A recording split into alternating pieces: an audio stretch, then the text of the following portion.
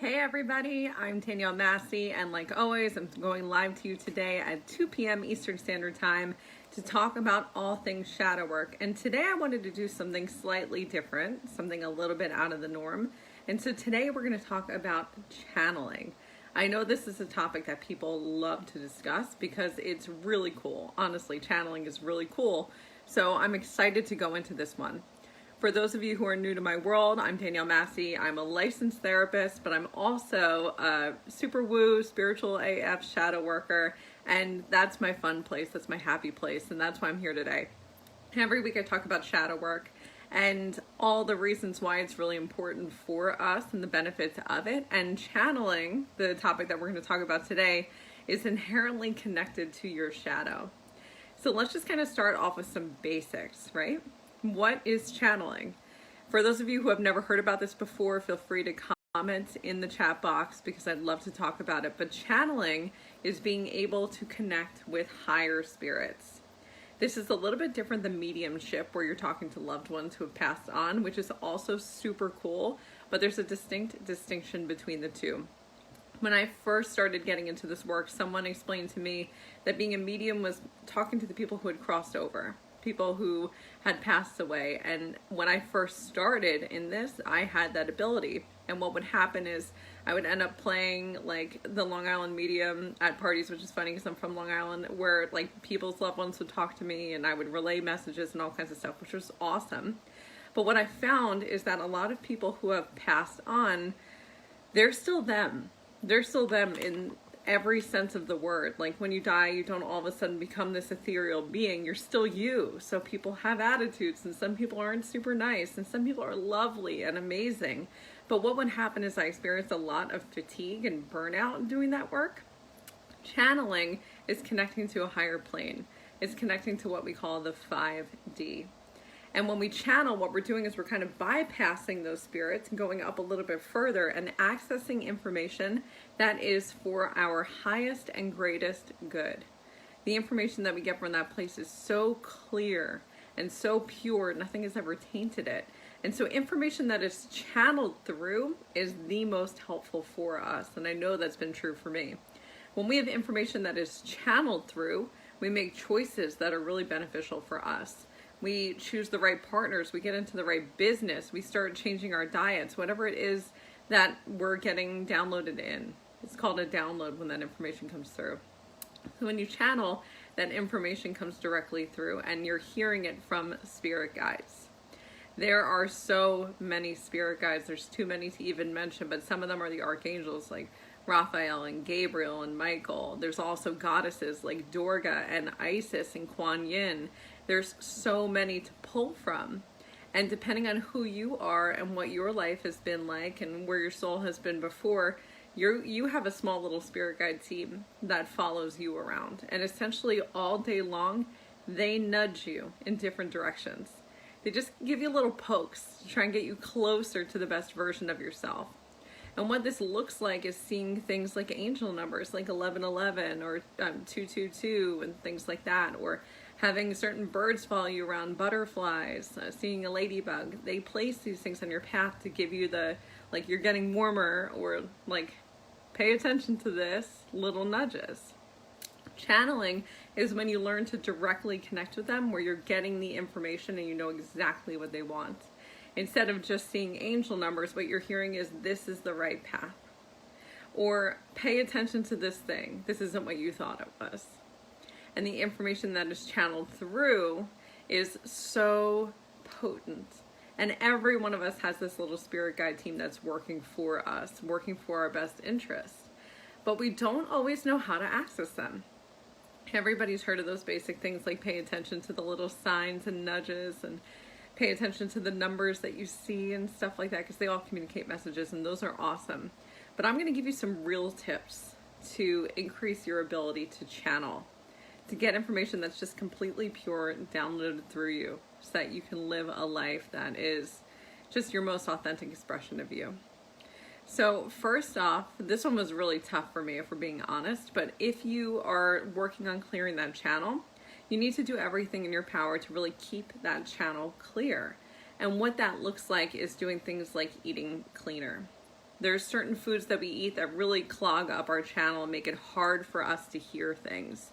And so when we're eating heavy foods like dairy and stuff like that, what's happening is we're reducing our ability to channel information. We're calcifying the pineal gland, which is right here at the third eye, and we're just making it a little bit tougher on ourselves. Someone told me once that you should eat like your body is a temple and not a graveyard, and I still eat meat, so I can't say fully that I obey by that, but I do try and keep it really clear. I don't have any dairy, I don't have any sugar, I don't have any caffeine. That was a tough one, I'm gonna be honest. And as you do more and more of those things, the channel gets clearer, the messages get stronger. You could also focus in on doing things like staying away from social media. Obviously, this is counterintuitive for what we're doing right now, because here I am bringing information to you on social media. But what happens when you get stuck behind this little box called your phone is you kind of dissociate. You just end up scrolling and swiping and moving, and your brain is just turning to mush. And when that happens, your channel is closing off. You're losing your connection. You start feeling like you're out of alignment. And so being careful about how much you indulge. Being careful about how much TV that you watch or the things that are mindless that you engage in to just really keep that channel clear. Another thing that I loved to do when I was first starting out in this is to listen to certain frequencies that help open up that third eye. And what they do is they sort of vibrate at such a level that the pineal gland that was so calcified from all the calcium, it starts to decalcify and it gets a little bit clearer. If you look on YouTube and just look for a third eye clearing meditation or music, you're going to find so many videos of like binaural beats or this frequency to open the third eye activation. You'll find so many. You can find one that you like and just stick it on in the background while you're doing things. Or just relax and lay down and listen to it and see how it makes you feel. And if you keep doing that over and over again, what you'll find is you might get some more intuitive hits, which are essentially channeled downloads.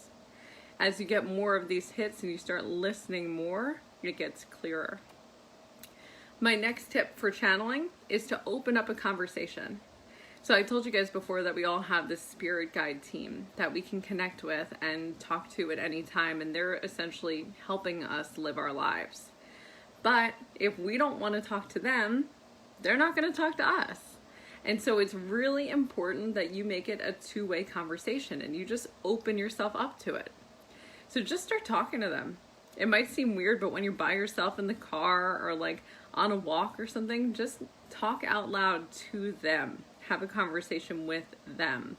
They're not going to answer immediately, but what will happen over time as you keep building this up and building it up and building it up and creating this rapport is they're going to start giving you more information via downloads. So you're going to start being able to hear them a little bit more clearly. And that's how you really create that strong connection. Another way that I love to do this is to actually connect with what we'll call our highest self via meditations.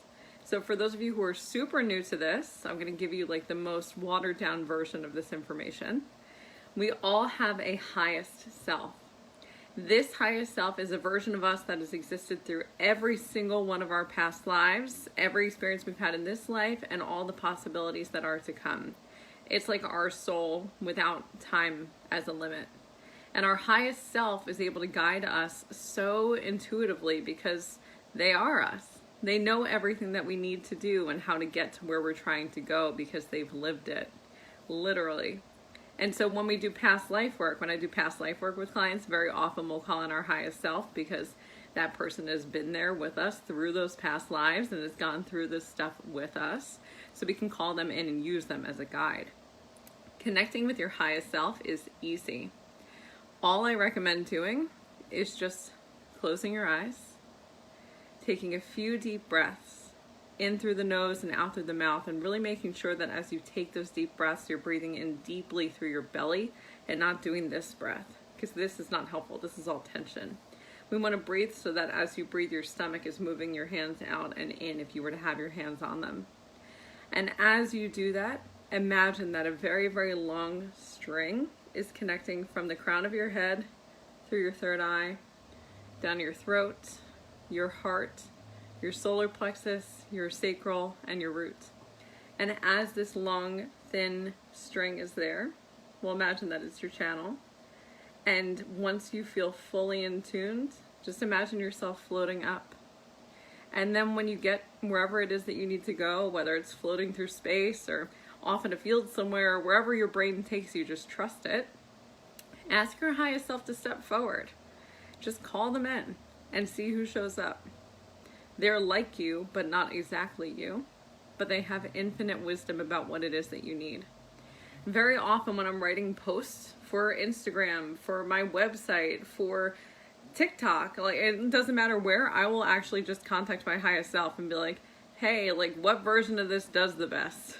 How am I going to reach the people who need to hear this message? How am I going to connect with the ones who need to know this? And they tell me what to say. She gives me the scoop. And the more you connect, the more your channel is used and you're actually connecting in with that channel, the clearer it is.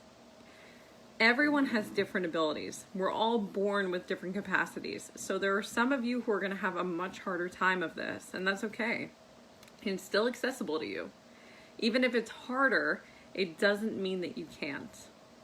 But what I would say is if it is hard, then the next step in this, and the one that I feel like is the most important for us all, is, you guessed it, shadow work. Because shadow work is the process of bringing the unconscious conscious. And when you have all this stuff within the unconscious that is clogging you up and bogging you down and making it impossible for you to be aligned, what happens at that point is that you're not going to be able to channel really well. You're too kind of mucked up by all this other stuff that's floating around in your aura, all this other stuff that's living within your body, like the traumas that you've experienced and the hard things that you've faced. And so going in and doing the shadow work and pulling that stuff out and clearing it clears your channel. I told you guys to think about that long string kind of going the whole way through. Imagine that shadow work is like if you had that string and it was completely covered with clouds. Shadow work is like pulling those clouds off of it so that you can see it clearly. So that that thing that was always there and was always accessible to you, you can now spot and find and use. So shadow work is completely necessary when it comes to channeling. So I want to hear from you guys because you're being a little quiet today. I want to know who has channeled before, who's interested in channeling, who's never even heard of channeling and is kind of interested to know more, or if you have specific questions. Because channeling is one of those topics that people put on a pedestal. In the spiritual community, channels are held up in really high esteem. Like, they're these amazing sorceresses that can do all this stuff, and oh my gosh, I wish I could channel. You can channel. Anyone can channel. All you need to do is learn how. There's so many steps to get there. There's so many avenues that you can take, and you can do some of these tips that I've given you. You can do just one or two of them. It doesn't matter. It's going to be different for everybody. You can also work with a mentor who can help you figure out what's the best way for you to do this. But here's the benefits. Here's what you get out of channeling. Before channeling, what happens is we just listen to that voice, the ego, that goes around in our head, right? That little voice that is so loud and so obnoxious and tells us to be afraid of things and just, you know, life is hard and it's not going to go well for you. And that ego voice that's so loud, it's tough when you're hearing that to trust your gut. It's tough to know intuitively, like, what is the right path. The clearer your channel is, the more you're going to trust your intuition, because that gut voice, that spirit guides, that is your highest self. That's the direct download of what it is that you need to put out there. And you just have to trust it at that point. It might not make sense. It'll make sense later, but at the time, it might not fully make sense. The clearer you get, the more you have that relationship, the easier it will be to understand it. Okay, so someone said, interested, but I think I need to detox. I love my coffee. I've been there. And think I'm addicted to sugar and I've been trying to quit. This is a struggle for me for a very long time. My relationship with food has been one of my biggest downfalls from the very beginning. And what I found with the other work that I did is the more shadow work that I did, the less tied to that stuff I was. Before, I used it like an emotional crutch because I had so much trauma in my history and so much karma that I was playing out. The more that went away, the less attached to all the other stuff I was. I didn't lean on foods the way that I did before. I ate because it made me feel good. And this is the person who has never, ever been successful in doing any of those like bullshit diets that people would try and put me on, or my mom would always try and put me on Weight Watchers and Oh man, so much disordered issues, so much stuff, so much grossness coming in from that, right? All I had to do was shadow work to clear out those weird patterns, those weird stories and messaging that I got about relationships with food and what they meant, and it went away.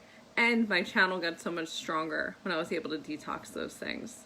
Sugar, dairy, gluten, grains. I don't have grains, like literally none. Coffee, which is my love, so that was a sad one, but again, I don't actually miss it. I had such an intense relationship with it, I don't miss it anymore, because what I got in return is so much bigger and so much better, and I'm honestly more energized now, which is strange but true. Okay, so someone said, I've not heard about it, but I'm definitely interested. I'm new to all this. Girl, welcome to the club. Yes, Lindsay. I'm excited to have you here because this is just the beginning, right? We're talking about the tip of the iceberg. Every week leading up to this point, I've talked about so much other stuff, like what the shadow is, what it means, how it impacts the brain, because my background's in psychology and neuroscience. And each week I've been building and building and building. Channeling is kind of like the fun benefit that comes from doing all that work. You have to do the work first. You have to be willing to go in and face the darkness and come out the other side. And I know that shadow work does not sound sexy. I think I've said that to you guys like 30 times. Shadow work does not sound sexy, but the end result is incredibly sexy. It's the ability to live your life free, to not have burdens and weight bearing down on you, making you feel like you're suffocating. It's being able to just breathe because everything is good. Nothing feels out of alignment. It's having opportunities show up to you instead of you having to find and chase them down. I don't hustle anymore. Things just show up for me. And when I'm really in tune with my spirit guides, when I'm channeling and doing all the stuff and I'm practicing my Kundalini yoga and I'm continuing my shadow work and everything is great, everything works out. It almost feels like a joke sometimes. I feel like it's those moments of like, pinch me, how can this even be real? This can't be possible. And I feel like an asshole for saying it.